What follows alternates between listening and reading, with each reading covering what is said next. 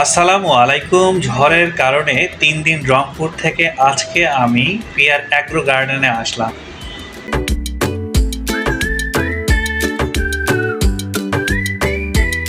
আলহামদুলিল্লাহ, থাই পেয়ারার গুটিগুলো সুন্দরভাবে আসছে।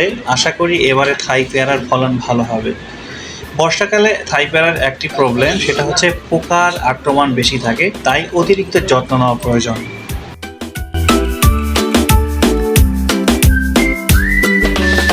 শশা গাছগুলোতে প্রচুর পরিমাণ ফুল আসছে। অনেক খোঁজাখুঁজি করতেছি যে শশার দেখা পাওয়া যায় কিনা, কিন্তু সব চেষ্টায় ব্যর্থ। কোনো শশার দেখা পেলাম না, শুধু ফুলের দেখা পেয়েছি। ঝড়ের কারণে আমাদের যে ওয়াইফাই তার আছে, সেই তারটি ছিঁড়ে মাটিতে পড়ে আছে।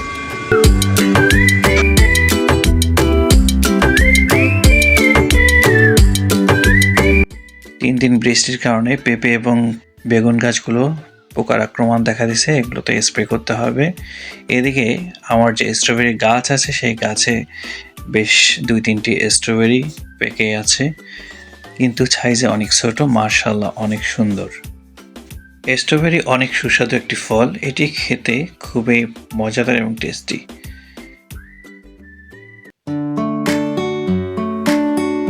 স্ট্রবেরি গাছটির চতুর্দিকে পরিষ্কার করে নিলাম, কারণ লাল শাকের অলরেডি বয়স হয়ে গেছে। এই লাল শাকগুলো আর খাওয়ার বেশি একটা উপযোগী নয়, তাই আমি এই জায়গাটা পরিষ্কার করে স্ট্রবেরির যে ব্রাঞ্চগুলো আছে সেগুলো আমি এখানে নতুন করে রোপণ করলাম।